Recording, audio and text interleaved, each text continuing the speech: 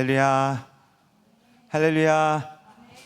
예, 우리 성도에 나오신 여러분 주님의 이름으로 환영하고 축복합니다. 우리 사도신경 하심으로 우리의 신앙을 고백합니다. 나는 전능하신 아버지 하나님 천지의 창조주를 믿습니다. 나는 그의 유일하신 아들 우리 주 예수 그리스도를 믿습니다. 그는 성령으로 잉태되어 동정녀 마리아에게서 나시고 본디오 빌라도에게 고난을 받아 십자가에 못 박혀 죽으시고 장사된 지 사흘 만에 죽은 자 가운데서 다시 살아나셨으며 하늘에 오르시어 전능하신 아버지 하나님 우편에 앉아 계시다가 거기로부터 살아있는 자와 죽은 자를 심판하러 오십니다. 나는 성령을 믿으며 거룩한 공교회와 성도의 교제와 죄를 용서받는 것과 몸의 부활과 영생을 믿습니다. 아멘.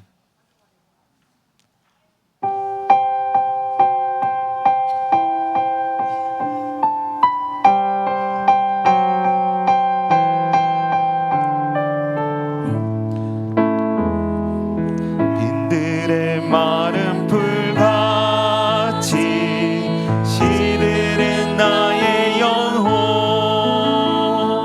주님이 약속한 성령 간절히 기다리네. 감으로 메마른 땅에 단비를 내리시듯 성령의 단비를 부어 새 생명 주옵소서. 반가운 빗소리 들려 산천이 춤을 추네.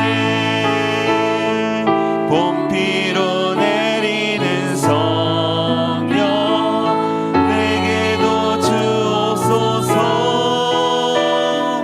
감으로 메마른 땅에 단비를 내리시듯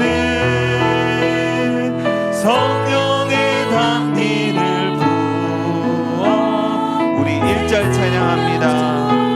빈들의 마른 풀같이 빈들의 마른 풀같이 시들은 나의 영혼 주님이 약속한 성령 간절히 기다리네.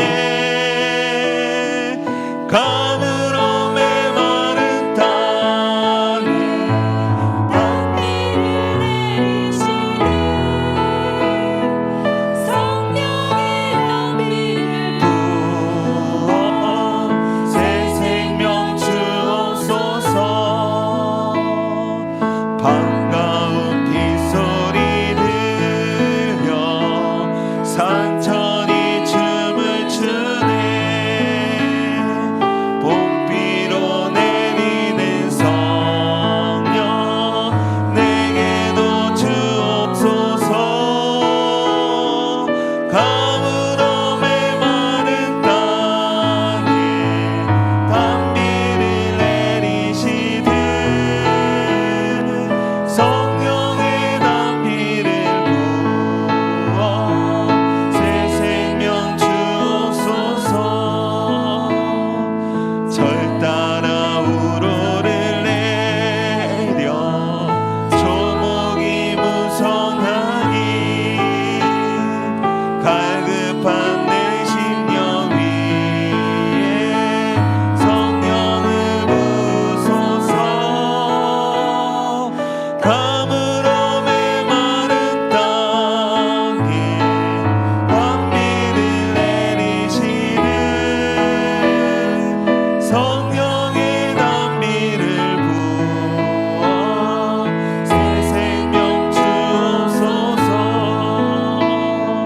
참되신 사랑의 언약 어길 수 있사오랴. 오늘의 흡족한 은혜 주실 줄 믿습니다. 감으로 메마른 땅에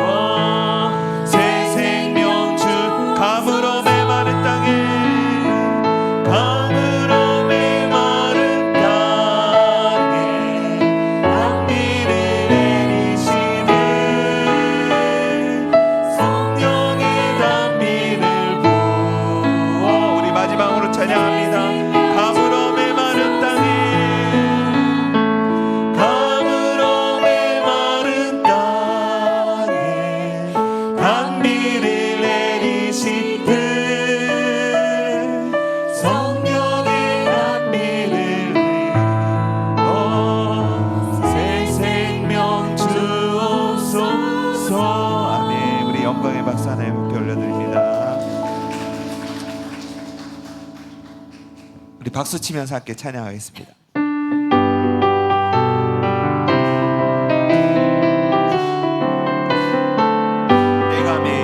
내가 매일 기쁘게 수레에게 행함은 주의 팔이 나를 안보함이요 내가 주의 큰 복을 받는 참된 비결은 주의 영이 함께함이라 성령이 계시네 할렐루야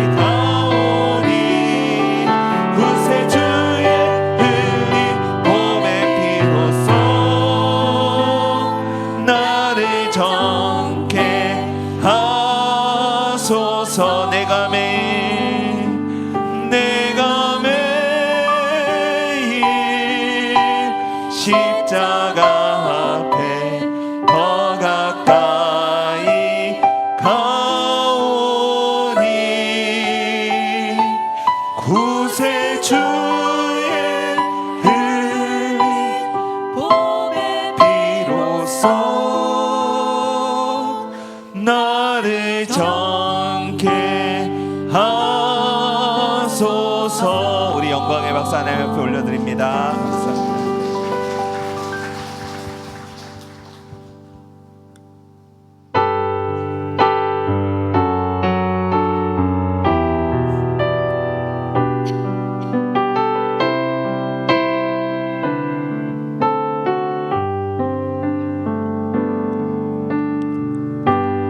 약할 때 강함 대신에 나의 보배가 되신 주 나의 모든 것.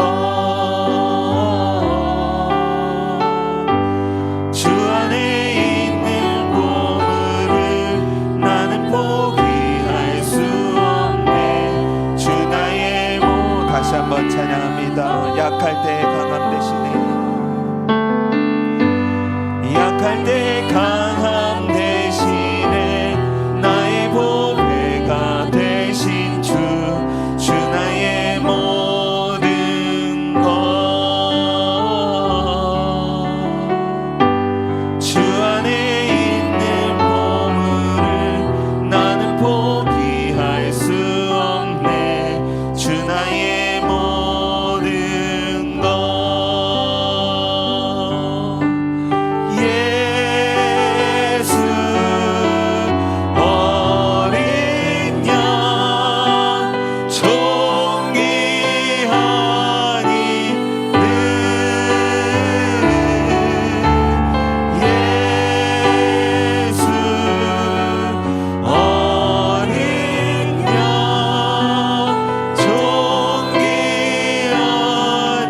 십자가 죄 사하셨네.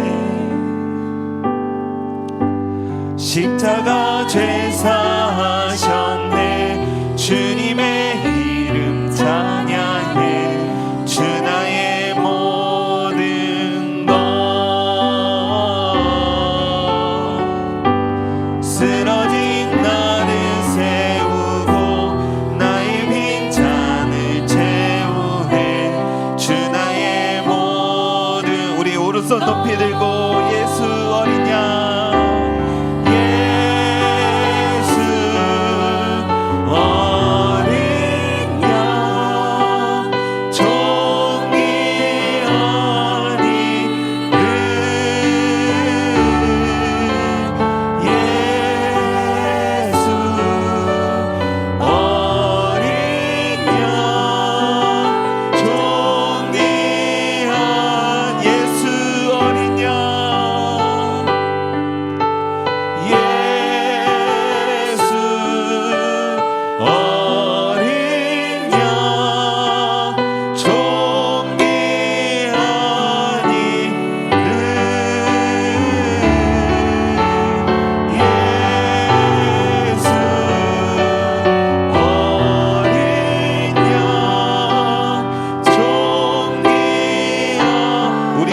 같이 기도함으로 예배 가운데로 나가겠습니다.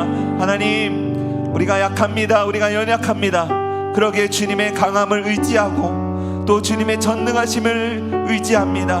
우리 마음 가운데 주님을 향한 뜨거운 사랑 있게 하여 주시고, 오늘 주신 말씀을 통해서 하나님 우리 마음에 다시금 성령께서 충만히 역사하여 주셔서 이 험한 세상 가운데 승리하며 주님의 뜻을 따라 살아갈 수 있는 우리 모두가 되게 해달라고 우리 시간 함께 같이 기도하도록 하겠습니다. 하나님 아버지, 은혜와 사랑을 감사합니다. 오늘도 주님 앞에 나왔습니다. 하나님 홀로 영광 받아 주시옵소서. 주님의 뜻이 이루어지게 하여 주시고, 우리의 연약함을 통해 하나님의 강함이 드러나고, 우리의 아버지의 지혜 없음을 통해 하나님의 지혜가 드러날 수 있도록 주여 인도하여 주시옵소서. 예배하러 나온 모든 주의 종들 가운데 하나님께서 함께하여 주시고 주여 인도하여 주시옵소서. 주님의 은혜를 다시금 생각하며 나아가기를 원합니다. 이 모든 예배 하나님 홀로 영광 받아 주시옵소서.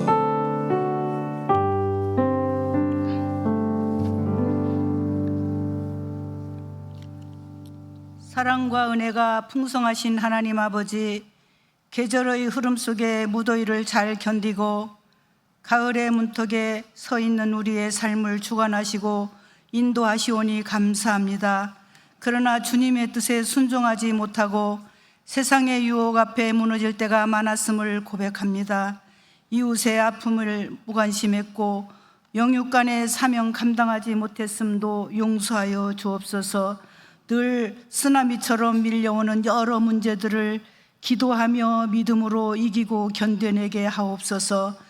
우리나라를 긍휼히 여기사 정치, 경제, 사회가 혼란한 이때에 지도자들에게 바른 지혜와 도덕성을 주셔서 우리 국민들이 걱정하고 불안하지 않게 희망 잃지 않는 나라 되게 하옵소서. 특별히 자유를 억압받는 북녘 땅을 긍휼히 여기사 제2의 예루살렘이라 불리웠던 평양에 무너진 성전이 세워지고 복임 통일을 이루게 하옵소서. 우리 은성교회를 사랑하셔서 오곡백과가 무르익어가는 이 좋은 계절에 주님의 뜻을 이루소서란 주제로 천국잔치를 배설하여 주심을 감사합니다. 삶에 지쳐 강팍하고 우둔해진 심령을 새롭게 회복시켜 주셔서 미움과 다툼과 시기 질투가 없고 서로 격려하고 위로하며 용기를 줄 수 있는 교회 되게 하옵소서.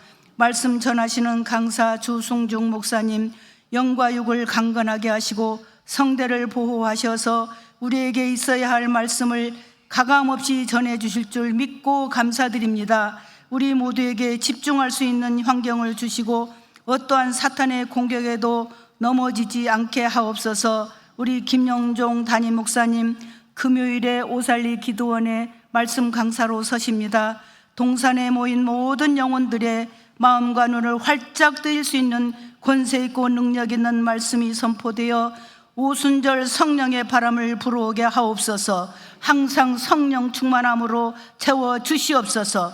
우리 부목사님들과 전도사님들께도 지치지 않는 체력과 성령 충만함으로 하반기에 이어지는 교육과 선교 봉사가 잘 이루어져 우리 모두가 자신의 사명을 잘 감당함으로 질서 있는 성숙한 교회로 든든히 세워지게 하옵소서. 이제 26학년도 수능일이 50여일 남았습니다. 지금까지 배운 지식을 머리와 가슴에 잘 정돈하고 체력도 건강하게 하셔서 만족할 만한 평가를 얻게 하옵소서. 상대를 누르고 내가 일어서는 것이 아니고 크고 작은 재능을 모두 함께 키워나가는 은하수 같은 교육이 세워져 부모와 자녀들이 혼돈이 없는 교육 정책이 자리매김되어 우리 청소년들의 학업과 미래와 진로를 불안해하지 않는 환경을 주셔서 그리스도의 향기로 살아가게 하옵소서. 마음의 상처, 육신의 질병을 가진 자들 말씀으로 다독여 주시고 권능의 손길로 회복시켜 주시옵소서. 예배 후에 전도하러 나가는 발걸음을 복되게 하셔서 잃어버린 영혼들을 만나고 알게 하옵소서. 이어지는 시니어 대학도 은혜 부으셔서 천국을 맛보는 모임이 되게 하옵소서. 이해찬 목사님의 성령이 임하시면이란 말씀을 듣겠습니다. 마음과 귀를 열게 하옵소서. 시건치도 변개치도 않으시는 예수님의 이름으로 간절히 기도드립니다. 아멘.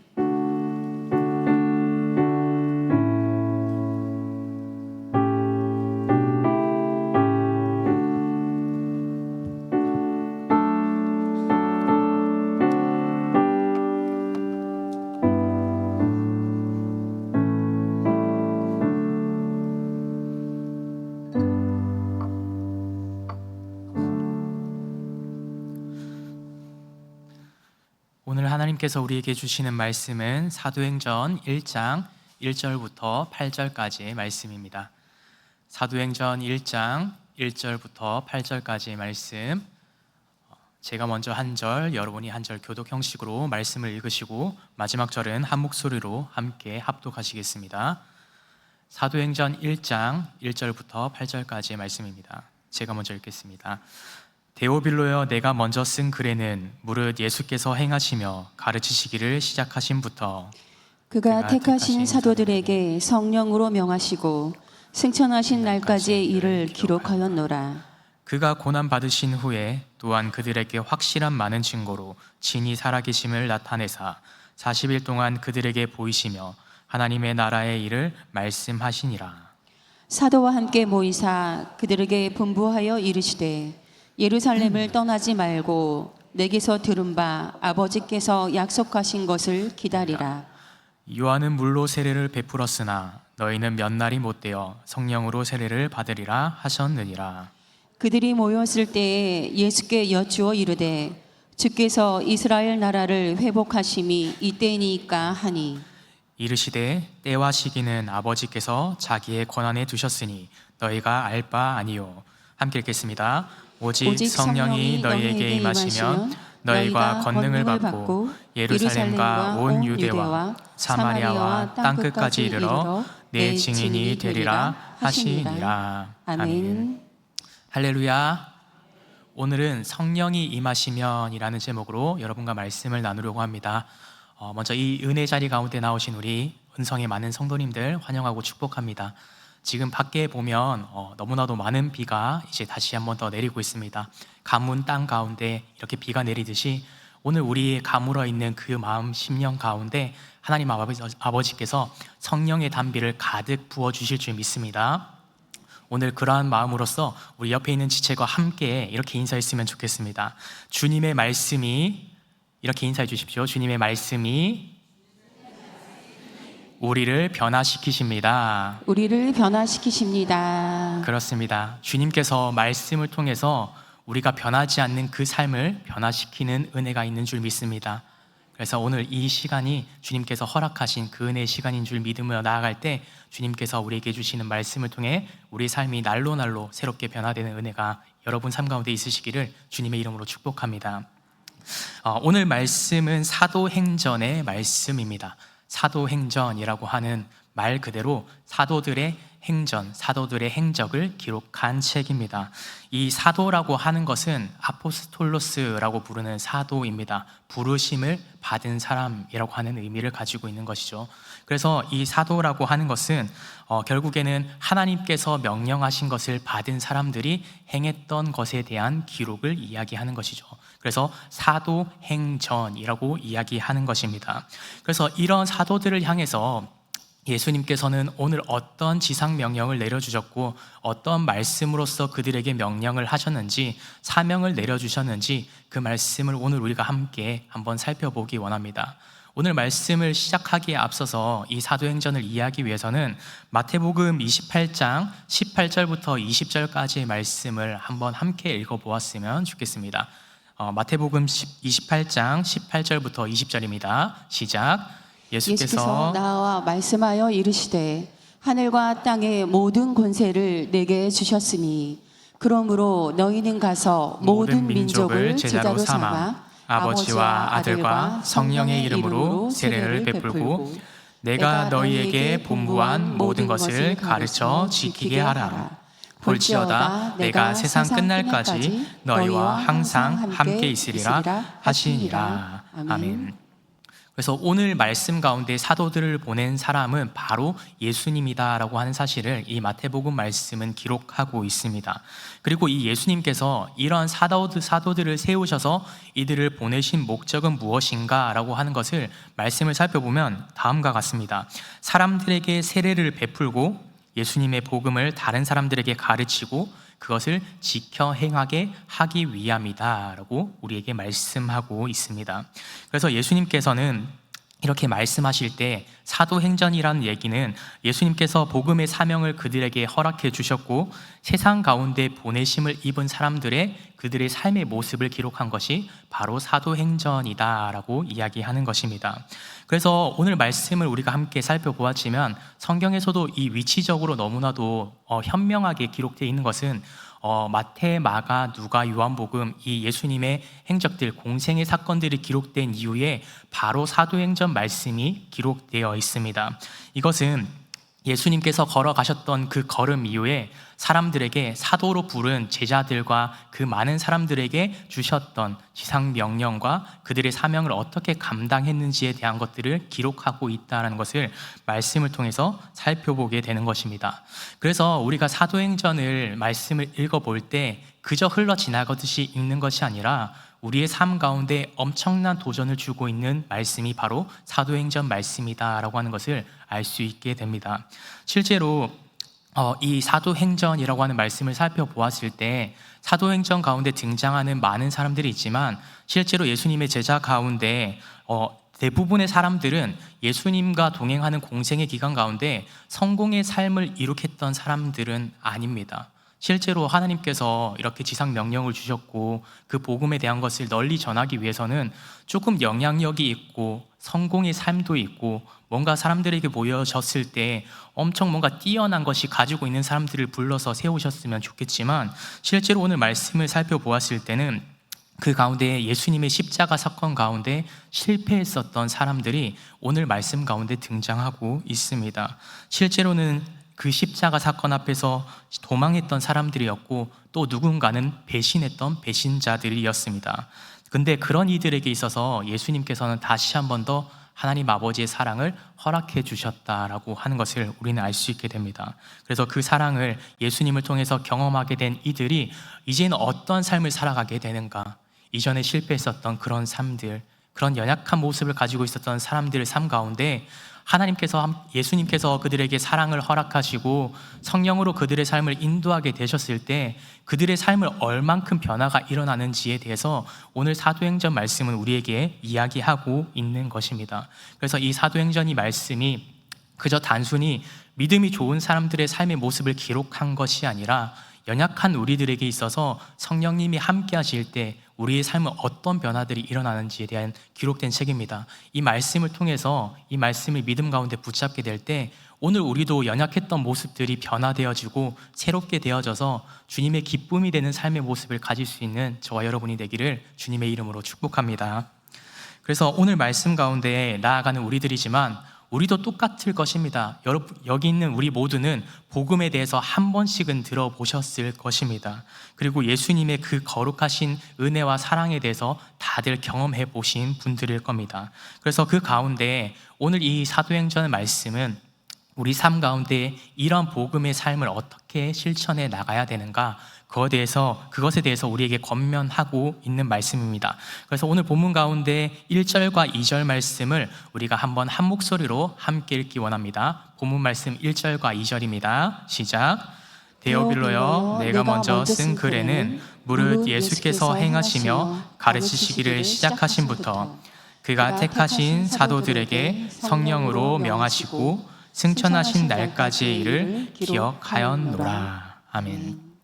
오늘 이 사도행전의 저자는 의사였던 누가가 저자입니다. 그래서 이 누가라고 하는 사람은 데오빌로에게 자신이 보냈었던 첫 번째 책 누가복음을 상기시켜 주면서 그 책에 대한 이야기를 다시 한 번 더 이야기하고 있는데 오늘 이 1절과 2절 말씀 가운데 동사의 모습들이 4가지의 동사가 기록되어 있습니다. 행하시고 가르치시고 명령하시고 승천하신다라고 하는 4가지 동사를 가지고 있습니다. 그런데 이 4가지의 동사 가운데 가장 먼저 기록되어 있는 것은 바로 행하시며라고 하는 동사입니다. 헬라어의 기준에서 봤을 때 헬라어에서 어떤 표현을 사용하냐면 가장 중요한 것을 항상 앞에 두고 중요하지 않은 것을 후순위에 두는 것이 헬라어의 기본적인 이렇게 표현 방식입니다. 그래서 이 4가지 동사 가운데 가장 중요한 것은 행하시며라고 하는 것을 기록하고 있다라고 하는 것이죠. 그래서 실제로 예수님의 삶을 바라보았었던 누가는, 간접적으로 경험했었던 누가는 예수님의 생애 가운데 예수님이 먼저 보여주셨던 것들에 대해서 우리는 기억해야 됩니다. 예수님께서 행하셨던 것을 기억하고 우리도 행해야 합니다라고 이야기를 하고 있었던 것입니다. 그래서 실제로 우리는 예수님께서 어떤 삶을 우리에게 허락하셨는지, 어떤 은혜를 허락해 주셨는지 너무나도 잘 알고 있을 것입니다. 실제로 예수님께서는 하나님의 아들이심에도 불구하고, 이미 온전한 분이심에도 불구하고 연약한 육체를 우리를 위해서 입으신 분이십니다. 그리고 우리와 함께 더불어 살아주셨고 살아가셨고, 가장 연약한 사람들, 부족한 사람들과 함께 해주셨습니다. 그리고 그것으로 끝나지 않으셨고, 그 죄 없으신 분이 죄 있는 우리를 위해서 십자가 지시고 그 모든 고난과 그 고초를 다 경험하셨습니다. 그리고 나서 우리가 너무나도 잘 알듯이 부활하시고 그 삶을 증명해 주심을 통해서 하나님의 아들이시고 우리의 유일한 구원의 이름 되신 분이 예수님이라는 사실을 우리에게 증명해 주셨습니다. 그래서 실제로 예수님께서는 부활하신 이후에 40일이라는 시간 동안 이 사람들, 사도들, 제자들과 그 주변에 있는 사람들에게 예수님께서 어떤 분이신지 분명히 말씀해 주시고 자신의 모습을 드러내 주셨습니다. 그래서 예수님께서 이 부활하신 이후의 사실 모습은 조금 인간적인 모습을 초월한 것들에 대한 기록도 너무나도 많이 남아 있습니다. 때로는 엠마의 자리 가운데 계시다가 갑자기 호련히 사라지시고, 또 이제는 갈릴리에서 나타나셔서 또 다른 사람들을 만나시고, 제자들이 모여서 숨어 있는 그 모임의 방 한가운데 갑자기 등장하셔서 자신을 드러내 주시고, 이렇게 동해 번쩍 서해 번쩍 하시면서 자신의 삶의 모습을 다 드러내 주시고, 다시 한 번 더 살아나심을 증명해 주시고 하나님의 아들이시다라고 하는 그 사실을 분명히 제자들과 사람들에게 보여주셨다라는 것을 말씀을 통해서 살펴보게 됩니다. 그래서 그 가운데 예수님께서는 부활 이후에 40일이라는 시간 동안 이 제자들과 많은 사람들에게 자신을 증명해 보이시면서 하신 일들이 무엇이었는가라고 했을 때, 오늘 본문 말씀 3절 말씀에 이렇게 이야기하고 있습니다. 3절 말씀을 우리가 함께 읽기 원합니다. 시작. 그가 고난받으신 후에 또한 그들에게 확실한 많은 증거로 친히 살아계심을 나타내사 40일 동안 그들에게 보이시며 하나님의 나라의 일을 말씀하시니라. 말씀하시니라. 아멘. 실제로 이 40일 동안 예수님께서는 하나님의 나라의 일에 대해서 계속해서 말씀하셨다라고 성경은 증언하고 있습니다. 여러분, 여기서 하나님 아버지의 나라는 무엇이겠습니까? 그것은 창세전부터 작정되었고 창세전부터 계획되어 있었고, 예수님의 복음으로 통해서 실현된 하나님 아버지의 나라에 대해서 증명하고 계셨던 것입니다. 하나님 아버지께서 함께 하시는 그 모든 나라 가운데 온전히 이루실 하나님 아버지의 나라를 증명하고 말씀하고 그것에 대해서 보여주고 계셨던 것입니다. 그래서 하나님 아버지의 그 십자가 지심으로 확증시켜 주셨던 하나님 아버지의 나라를 더욱더 분명하게 완성시키기 위해서 제자들과 많은 사람들에게 하나님 아버지의 나라는 이런 것이다, 이런 모습이다 라고 40일 동안 가르치고 교육하였던 것입니다. 계속해서 우리가 본문 말씀 4절 말씀을 함께 읽기 원합니다. 4절 말씀 읽겠습니다. 시작. 사도와 함께 모이사 그들에게 본부하여 이르시되 예루살렘을 떠나지 말고 내게서 들은 바 아버지께서 약속하신 것을 기다리라. 아멘. 예수님께서는 40일 동안 이렇게 제자들과 함께 말씀하시고, 이제는 마지막의 시간이 다가와서 제자들에게 다음과 같은 명령을 내리십니다. 하나님 아버지의 나라를 이미 예수님의 삶 가운데 보여주신 그 제자들과 사람들에게 한 가지 주신 명령은 다음과 같았습니다. 어떤 명령을 주셨는가 하면요, 예수님께서 예루살렘을 떠나지 말라라고 명령하셨습니다. 여러분, 예수님께서 왜 이 제자들과 사람들에게 예루살렘을 떠나면 안 된다라고 말씀하셨을까요? 왜 떠나지 말고 기다리라라고 말씀하고 계셨을까요? 이것을 한번 생각해 보았을 때, 실제로 예수님의 제자들과 많은 사람들은 이 예루살렘이라는 이 성은 떠나고 싶었던 동네였을 것입니다. 왜냐하면 그 자리 가운데 분명히 지금은 예수님이 함께 하시기에 괜찮다라고 생각했겠지만, 실제로는 그들의 삶 가운데 자신의 실패를 경험했었던 장소였을 것입니다. 예수님이 십자가 고난 가운데 자신의 연약함이 온전히 드러날 수밖에 없었던 그 연약함의 증거가 되는 장소가 예루살렘이었기 때문이죠. 그리고 실제로 그 연약함을 드러내는 것만으로 끝나는 것이 아니라 이제는 죽음의 위협이 계속해서 도사리는 장소가 바로 예루살렘이었던 것입니다.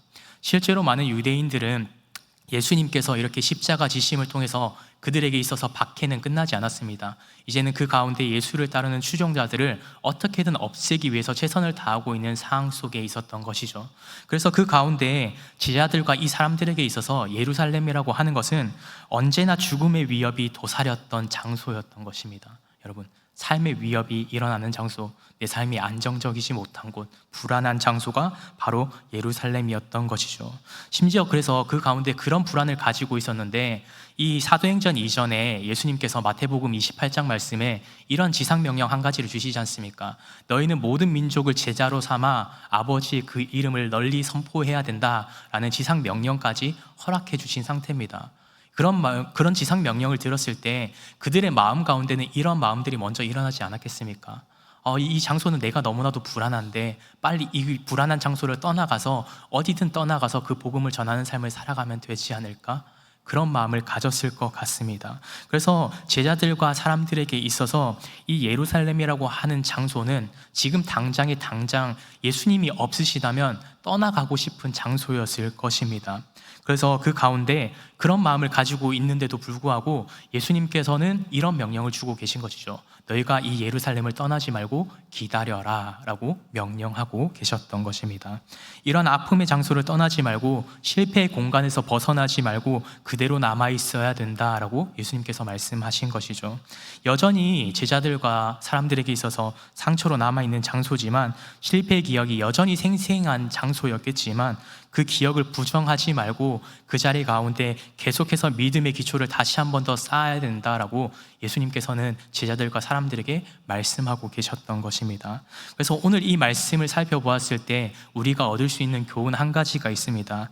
우리가 교회 생활하는 가운데 때로는 어려움들도 경험하게 됩니다. 물론 예배 시간 가운데, 찬양의 시간 가운데, 기도의 시간 가운데 하나님께서 채워주시는 놀라운 은혜와 역사하심을 우리는 누리고 살아가지만, 사람들과의 관계 속에서 때로는 깨어지기도 하고 때로는 어려움을 겪기도 하고 내가 이해하지 못하는 어려운 상황들을 만나게 됐을 때 때로는 우리는 그 자리를 벗어나고 싶어 합니다. 그리고 그 자리를 떠나가고는 합니다. 그러나 주님께서는 이렇게 말씀하고 계신 것입니다. 그 자리가 아무리 너에게 상처를 주고 있다 하더라도, 네가 어려움을 겪는 자리라고 하더라도 그곳에서 다시금 믿음을 시작하라 라고 명령하고 계신 것입니다. 여러분, 그래서 우리가 이 사실을 꼭 기억하기 원합니다. 주님께서 가장 바라시는 모습은 우리가 이 공동체 가운데 상처받고 때로는 마음이 어려울 때 그냥 그곳을 떠나가서 다른 곳에 정착하는 것이 아니라 그 자리 가운데 다시 한 번 더 믿음을 굳건히 세워나가기를 기대하고 계신다라는 사실을 오늘 기억하여서 우리가 어떤 상황을 마주한다 하더라도 주님의 은혜를 더 붙잡고 주님의 말씀을 붙잡고 그 모든 어려움들을 이겨나갈 수 있는 저와 여러분이 되기를 주님의 이름으로 축복합니다.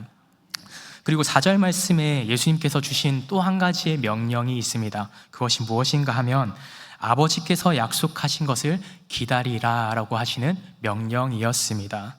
우리에게 있어서 이 기다림이라고 하는 것은 사실 조금 불편하기도 하고 어려움입니다. 왜냐하면 이 기다림이라고 하는 것은 굉장히 큰 인내가 필요하기 때문입니다. 많은 그리스도인들이 이렇게 얘기합니다. 믿음에 있어서 기다려야 된다라고 이야기했을 때 그것이 너무나도 수동적인 것 같이 느껴져서 왜 우리가 능동적으로 신앙생활을 해야 되고 우리가 먼저 나서서 신앙생활을 해야 되는 것이 아닌가라고 생각할지도 모르지만, 우리 마음 가운데 예수님께서는 그것에 대해서 이야기하고 계신 것이 아닙니다. 오늘 기다리라라고 하시는 표현은요, 그냥 단순히 문장으로 바라봤을 때 그 힘든 자리 가운데 머물러라 라고 느낄 수도 있지만, 그런 수동적인 표현을 사용하신 것이 아니라 능동적인 기다림을 바라고 계셨던 것입니다. 저는 원래 되게 시력이 안 좋았습니다. 시력이 0.1이 안 나오는 사람이었는데요. 한번 이렇게 큰 마음을 결심을 하고 라식 수술을 조금 이렇게 진행을 했어요. 진행을 하고 나서 5일이라는 시간 동안 그 어떤 것도 할 수 없고 눈을 뜰 수도 없더라고요. 그래서 하루 종일 침대에서 누워서 지내는 생활을 했었던 기억이 납니다. 근데 이 5일이라는 시간 동안 누워 있으면서 딱 생각이 드는 게 한 가지가 있었습니다. 어떤 생각이 드냐면, 다메섹 도상 가운데 사도 바울이 예수님을 만났을 때 그렇게 눈이 이렇게까지 아팠을 수도 있겠구나라는 생각이 들었습니다. 그러면서 또 한 가지 스쳐 지나가는 생각은요, 이런 생각이 들었습니다. 내가 진짜 아무것도 할 수 없는 상황이기 때문에 기도하고 싶은 마음이 생겨나더라고요. 하나님 아버지 앞에. 사도 바울이 자신의 눈을 보지 못하는 그 상황 가운데 성경에서는 무엇을 했다라고 증언하지 않지만 분명히 그 시간 가운데 주님 앞에 기도하고 있었을 것 같습니다. 저 또한 그래서 그 가운데 주님을 붙잡고 주님과 대화할 수 있는 시간을 허락해 주셨다라고 생각이 드니까 그 기다림의 시간이 너무나도 감사한 시간이 되고 기도의 시간이 되고 주님과의 대화의 시간이 되는 그 은혜를 경험했던 기억이 있습니다.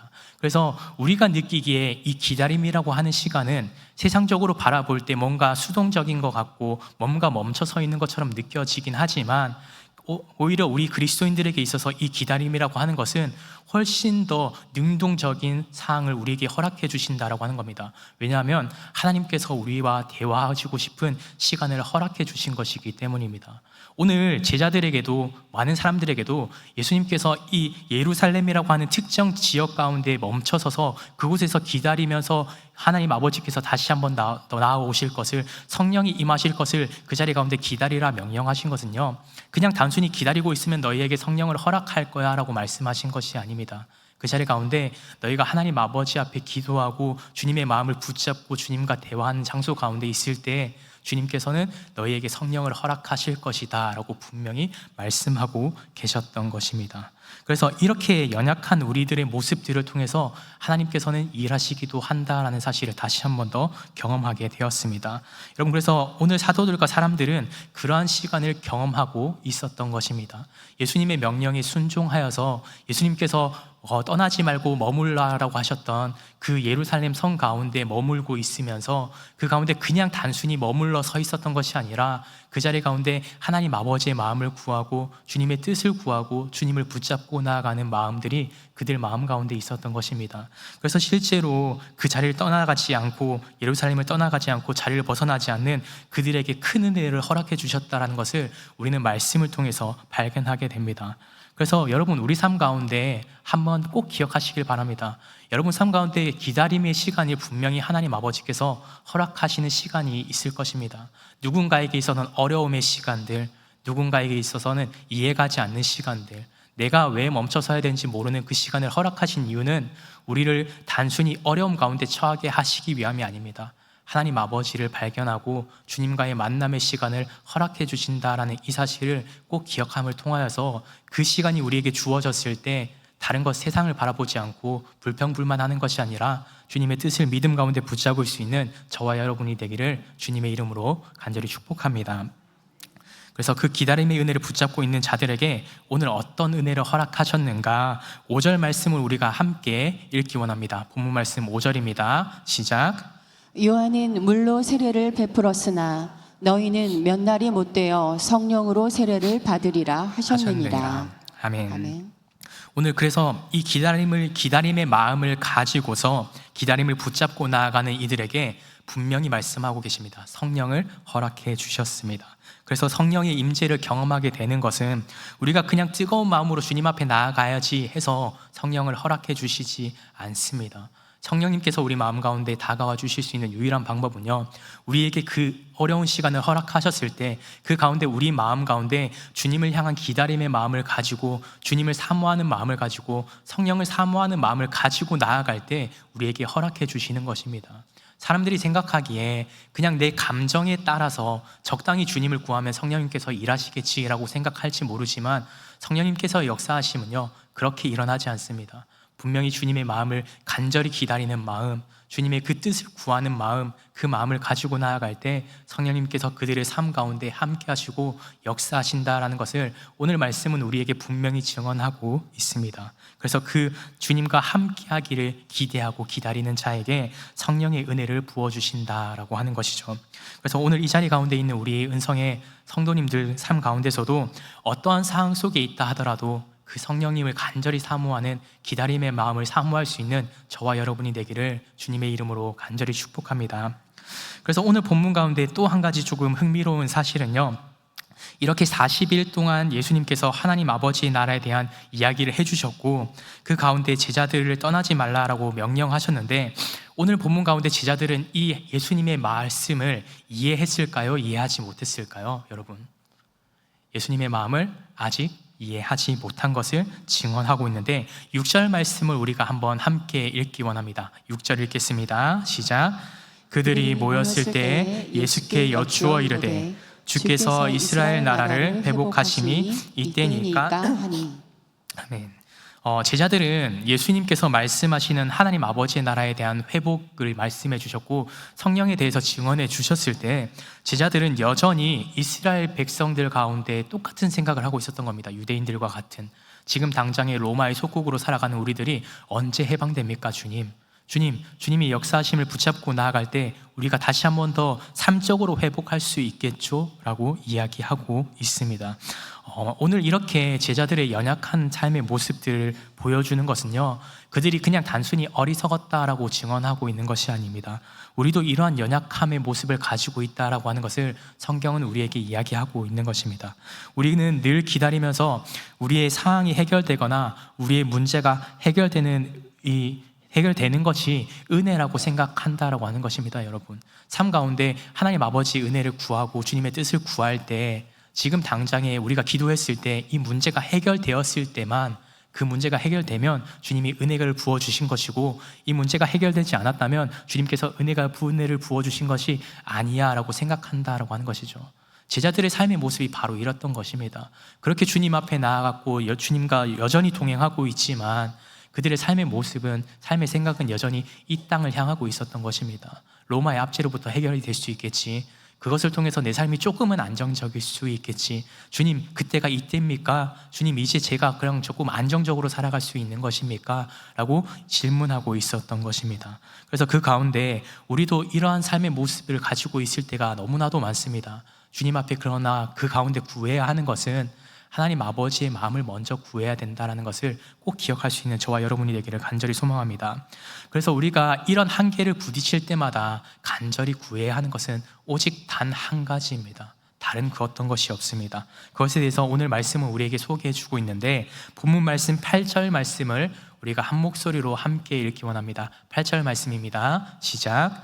오직 성령이 너희에게 임하시면 너희가 권능을 받고 예루살렘과 온 유대와 사마리아와 땅 끝까지 이르러 내 증인이 되리라 하시니라. 아멘. 오늘 본문 말씀 8절 말씀에 성령 앞에 하나의 수식어가 붙어 있는데 그것이 무엇이냐면 오직이라는 표현입니다. 오직 성령이 너에게 임하시면 이라고 말씀합니다.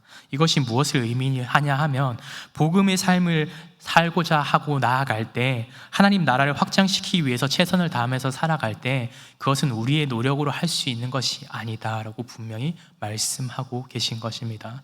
여러분, 신앙생활이라고 하는 것은 우리의 생각으로, 우리의 뜻으로, 우리의 어떤 바램으로 그 어떤 것도 이루어낼 수 없다라고 성경은 우리에게 증언하고 있는 것입니다. 오직 성령을 붙잡고 나아갈 때, 오직 믿음으로 나아갈 때 우리가 이루어내지 못했었던, 여전히 연약해서 실패하고 넘어졌었던 삶의 모습들을 반전시킬 수 있다라고 하는 것을 성경은 우리에게 증언하고 있습니다. 그래서 우리의 어떠한 힘으로 예수님과의 관계가 회복된 것이 아니라, 믿음의 삶을 회복시키는 것이 아니라 주님을 붙잡는 믿음을 가지고 나아갈 때 주님께서는 그 믿음을 가지고 성령님께서 우리의 삶 가운데 다가와 주심을 경험함을 통해서 우리의 삶을 회복시켜 주신다라고 하는 것을 분명히 성경은 이야기하고 있습니다. 그래서 우리가 구하는 것들에 있어서 많은 기도들을 하면서 살아갑니다. 실제로 많은 것들을 구하면서 살아가지만 우리가 이 땅 가운데 구해야 되는 것은 지금 당장에 내 삶의 평화를 구하거나 내 삶의 어떤 만족을 구하거나 내 삶의 어떤 피로들을 먼저 구하는 것보다 앞서서 성령을 먼저 구하시길 바랍니다. 예수님을 기다리는 그 마음을 가지고 주님의 뜻이 어떤 것인지 저는 알지 못하지만 저는 여전히 연약해서 넘어지고 지쳐있지만 주님의 뜻을 발견하기 원합니다 라고 하는 간절한 기도를 가지고 나아갈 때 성령님께서 우리 삶 가운데 우리 삶을 새롭게 하시고 하나님 아버지의 나라를 확증시켜 주신다라고 하는 것을 성경은 오늘 우리에게 증언하고 있는 것입니다. 사랑하는 은성의 성도 여러분들, 그리스도인들의 사명과 이 성령님이라고 하는 존재는요 절대로 떨어질 수 없는 관계입니다. 우리가 이것을 꼭 기억하길 바랍니다. 우리는 신앙생활 할 때 지금 당장에 보이는 것은 내가 나아왔지, 내가 이만큼 했지, 내가 이만큼 헌금했지, 내가 이만큼 예배드렸지, 이만큼 기도했지, 모든 것들이 우리 중심적으로 생각할 때가 너무나도 많습니다. 그러나 분명한 것은 그리스도인들의 사명을 지킬 수 있는 것은요 하나님 아버지와 함께 할 때, 성령님과 함께할 때 모든 것을 이루어 나갈 수 있다라는 이 사실을, 이 진리를 결코 잊지 않는 저와 여러분이 되기를 간절히 소망합니다. 그 모든 과정을 허락하신 분은 성령 하나님이십니다.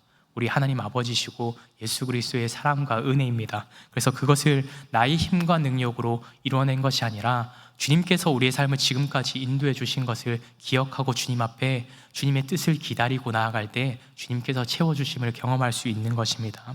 그래서 우리가 이 성령님의 일하심에 대해서 결코 오해하지 않길 바랍니다. 성령님의 일하심에 대해서 우리는 때로는 이렇게 생각합니다. 방언하는 거, 기적 일으키는 거, 때로는 누군가를 일으키는 치유의 기적, 뭔가 엄청난 능력을 행하는 것라고 우리가 당장에 보여지는 가시적인 것들에 대해서 집중하고 살아가지만 성령님의 일하심의 가장 중요한 사역은요, 복음을 증거하는 일을 우리에게 보여주신다라고 하는 것입니다. 복음의 삶을 살아가게 하신다라고 하는 겁니다. 그래서 이렇게 연약한 이들을 통해서 실제로 말씀 가운데 오늘 말씀에도 이 사도들과 사람들은 여전히 연약했습니다. 세상의 것을 구하는 연약한 자들이지만 복음을 증거하는 삶을 살아갈 수 있는 것은 성령을 붙잡게 되었을 때 복음을 붙잡고 믿음 가운데 살아갈 수 있다라고 하는 것을 성경은 우리에게 증거하고 있습니다.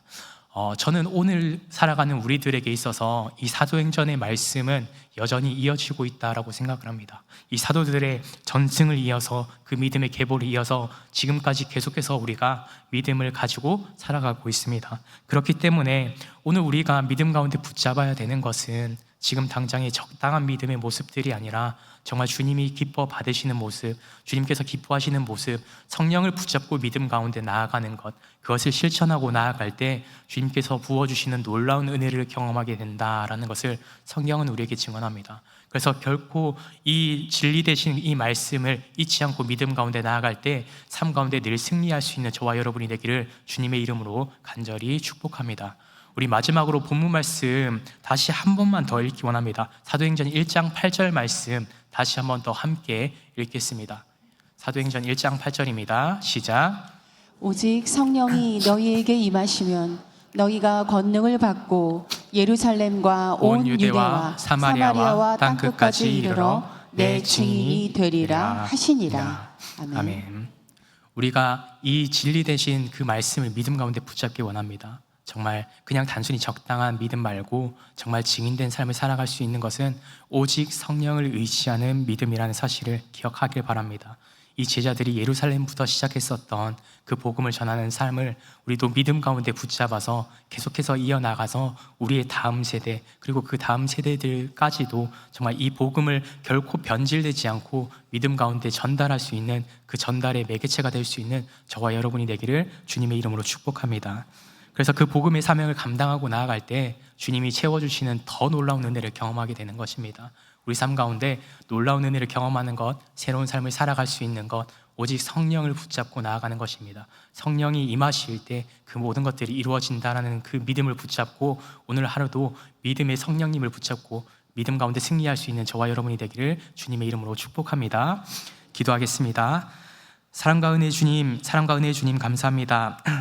오늘도 이 수요 예배 시간을 통해서 우리의 삶을 하나님 아버지 돌아보게 하시고 이 사도행전 말씀을 통해서 주님의 뜻을 다시 한 번 더 붙잡고 깨닫게 하시는 은혜를 허락해 주심에 감사합니다. 주님, 우리가 사도들과 같은 연약한 존재임을 주님 앞에 고백합니다. 예수님을 따르겠다라고 늘 고백하지만 때로는 우리는 도망치고 늘 숨었던 우리들의 연약한 모습을 다시 한 번 더 돌아봅니다. 그러나 그 연약한 자들이 끝까지 포기하지 않고 주님께서 함께해 주심을 통해서 그 기다림을 통해서 성령을 허락해 주셨을 때 그들의 삶의 모습들이 얼만큼 변화되었는지를 다시 한 번 더 발견하는 은혜 허락해 주심에 감사합니다. 우리가 기다릴 수 있는 것은 우리의 의지가 아니라 우리를 붙드시고 인도하시는 성령님의 역사하심을 고백할 수 있는 우리 모든 은성의 성도들이 될 수 있도록 주님 이 시간 함께하여 주시옵소서. 이 시간 우리 모두가 그래서 오직 성령이 임하시는 그 은혜를 하나님 아버지께서 허락해 주실 때 성령님께서 우리의 삶을 변화시켜 주시고 복음을 전하는 증인의 삶을 살아갈 수 있는 그런 삶을 허락하여 주시옵소서. 그래서 우리의 삶 가운데 그저 단순히 사람들에게 보여지는 크리스천이 아니라 그냥 단순히 기독교인들이 아니라 정말 예수 그리스도를 증거하는 삶을 살아갈 수 있는 그런 믿음의 삶을 살아내는 우리 은성의 모든 성도들이 될 수 있도록 주님 이 시간 함께하여 주시고 주님 역사하여 주시옵소서. 우리를 위해서 우리를 구원하신 유일한 이름 대신 예수 그리스도 이름으로 간절히 기도드립니다. 아멘.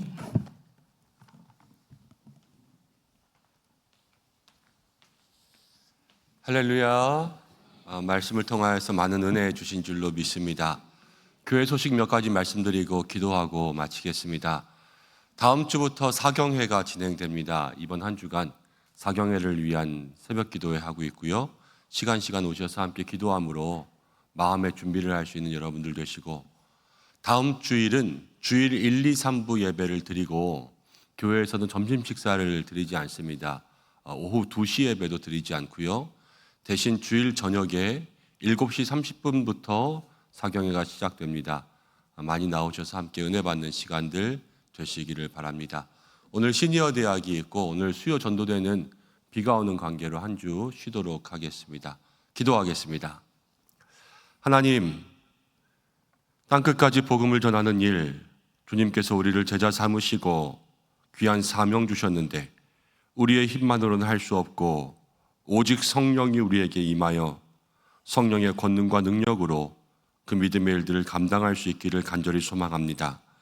메마른 우리의 심령에 성령의 단비를 허락하여 주시고 주의 권능으로 역사하여 주시옵소서. 이제는 우리 모든 삶에 주님의 성령의 기름 부으심으로 말미암아 나의 힘이 아닌 주님 주시는 힘과 능력으로 매일 믿음의 삶, 사명의 삶을 살기 원하는 우리 은성의 모든 성도들과 가정과 자녀와 교회와 함께 기도하고 있는 제목과 근본 사경회 위에 우리 주 예수 그리스도의 은혜와 하나님의 사랑과 성령의 위로하심, 인도 교통하심이 영원토록 함께 하시기를 간절히 축원하옵나이다. 아멘.